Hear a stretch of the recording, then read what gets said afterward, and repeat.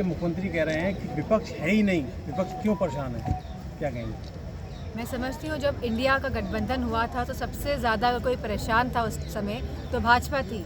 और जहाँ पे हर जगह गवर्नमेंट ऑफ इंडिया लिखा जाता था तो वो गवर्नमेंट ऑफ इंडिया बोलने में भी हिचकिचा रही थी। तो मैं समझती हूँ इंडिया गठबंधन जो है बहुत ही मजबूती के साथ पूरे देश में चुनाव लड़ रहे हैं और कट्टरता से लड़ रहे हैं। और मुझे खुशी इस बात की है कि लोगों का समर्थन लगातार इंडिया गठबंधन को मिल रहा है। और जिन प्रदेशों में रीजनल पार्टीज़ हैं, क्षेत्रीय दल हैं, उन प्रदेशों में लोगों का समर्थन उन क्षेत्रीय पार्टियों को भी मिल रहा है लगातार। मोदी जी लगातार यूपी में रैलियां कर रहे हैं। अभी इंडिया गठबंधन ने अपनी यूपी के फर्स्ट फेज सेकंड फेज के लिए कोई पहली एक भी रैली नहीं हुई, क्या कहेंगे?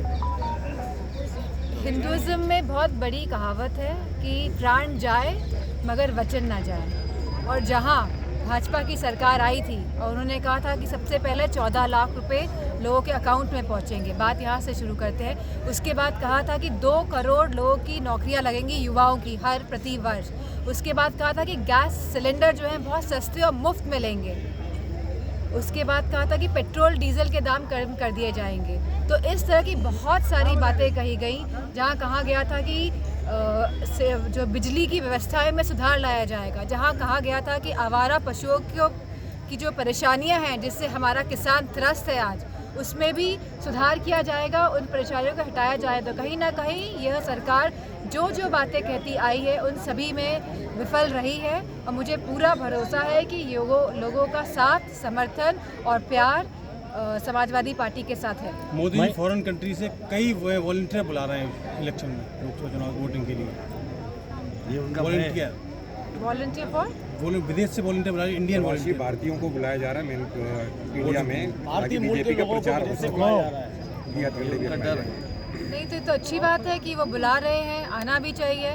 तो मैं, क्योंकि आपने बात उठाई है, तो मैं मैनपुरी क्षेत्र के सभी लोगों को कहूँगी जो भी बाहर हैं वो वापस आए और बढ़ चढ़ के इस चुनाव में हिस्सा लें और वोट करें। मैडम, मैं थोड़ी हो रहा है कि वॉलंटियर इस बार बुलाए गए, उससे पहले बुलाया सकते, इस बार ही क्यों बुलाया जा रहा है? खलबली मची हुई है शासन को कि कहीं ना कहीं लोगों के जनाधार में उनको घटता हुआ दिखाई दे रहा है, क्योंकि लोग खुश नहीं हैं, क्योंकि लोग समझ रहे हैं कि इनकी करनी और कथनी में बहुत फ़र्क है और इनकी जो नीतियां हैं वो लोगों को कहीं ना कहीं पिछाड़ रही हैं। मैडम, मैं विरासत के तौर पे लोकसभा सीट जो है वो आपकी जिम्मेदारी है और आप यहाँ पे प्रत्याशी भी समाजवादी पार्टी की साइड से। भाजपा यहाँ के कैबिनेट मंत्री जयवीर सिंह को मैदान में उतारने वाली है। मेरा सवाल ये है कि जिस तरह से आप लगातार आरोप लगाते रहे, पार्टी आरोप लगाती रही, इंस्टीट्यूशन का दुरुपयोग होता रहा है, इस बार भी अगर कैबिनेट मंत्री जो अभी सरकार में है, कैबिनेट मंत्री वो प्रत्याशी हो रहे हैं, तो ऐसे में इंस्टीट्यूशन का दुरुपयोग होगा, आप किस तरह से लड़ेंगे? पार्टी पूरी मजबूती के साथ लड़ेगी, क्योंकि इंस्टीट्यूशन का दुरुपयोग कन्नौज में भी किया गया था, मैनपुरी में पिछले चुनाव में किया गया था। और हमारे जितने भी समर्थक हैं, पार्टी के जितने भी नेता हैं और जितने भी हमारे लोग हैं, उन्होंने मजबूती के साथ और बहुत चालाकी से इस शासन के जो प्रभाव है और जो शासन का जो ये सख्त रुख है उसका सामना किया था। और आप देखेंगे कि इस बार का भी जो रिजल्ट रहेगा वो पिछली बार से भी अच्छा रहेगा। अगर जयवीर सिंह प्रत्याशी होते तो मैं समझती हूँ इससे अच्छी कोई बात ही नहीं हो सकती है। सांसद जी, मैनपुरी जो वोटर्स है वो नंबर 1 पे यादव वोटर्स आता है।